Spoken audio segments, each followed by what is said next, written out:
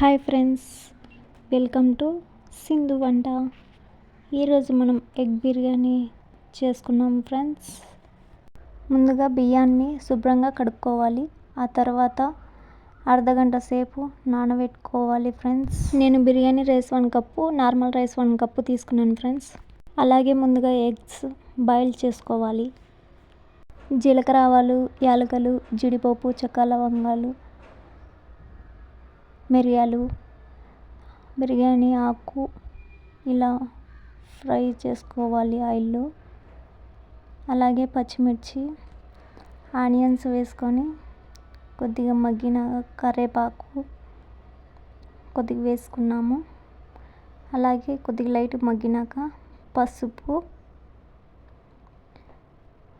Table spoon salt వేసుకొని ఇలా మగ్గిన తర్వాత టమోటా వేసుకున్నాము. టమోటా ముక్కలు వేసుకున్న తర్వాత అల్లం వెల్లుల్లి పేస్ట్ వేసుకున్నాము.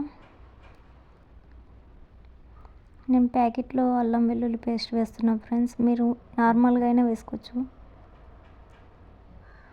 వేసి అల్లం వెల్లుల్లి పేస్ట్ పచ్చి వాసన పోయేంత వరకు బాగా కలుపుకోవాలి.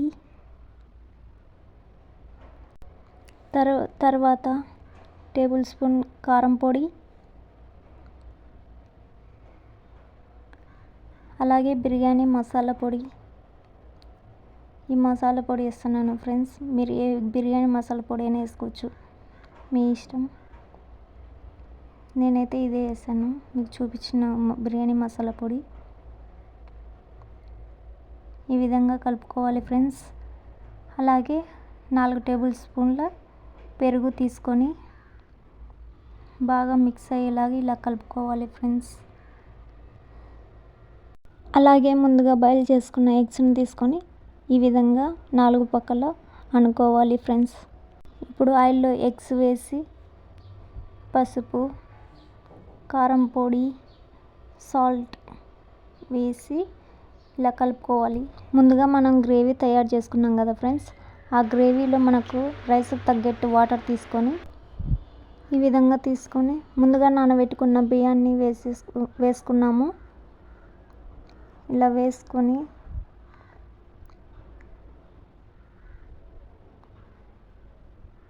ఇది బాగా మరిగే టైంలో ఎగ్స్ వేయాలి ఫ్రెండ్స్, ముందే వేయకూడదు.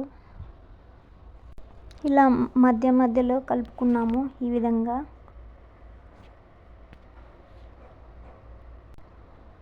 బాగా ఇలా మరుగుతున్న టైంలో ఇప్పుడు ఎగ్స్ తీసుకొని వేసుకున్నాం ఫ్రెండ్స్. ఇలా బాగా మరిగేటప్పుడు ఎగ్స్ వేయాలి. అందులో కొత్తిమీర కొద్దిగా వేసుకున్నాము. అంతే, సింపుల్ ఫ్రెండ్స్, బిర్యానీ రెడీ.